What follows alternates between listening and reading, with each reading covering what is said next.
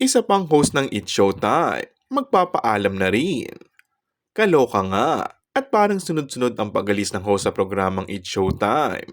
Matapos ang bali-balitang aalis na sa programa sina MC at Lassie, ay may isa pa umanong TV host ang nagbabadya at gusto na di magpaalam sa show. Ayon sa chika, palagi din daw kasi itong napapag-initan sa show. Napapansin natin no okray.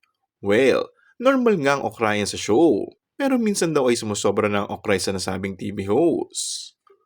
Komento ng netizens, I love Meme Vice at solid showtimer ako. She's improved a lot in hosting.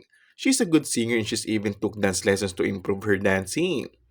And I think that's very commendable. Pero lately, napapansin ko lagi niyang pinuputol si Sian at pinapahiya. Hindi rin nakakatawa na inaasar niya sina Jong at Sian kahit taken na silang dalawa.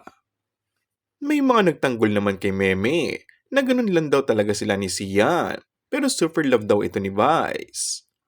Sa lahat naman daw ng kasama niya sa Showtime ay pantay-pantay ang turing nito.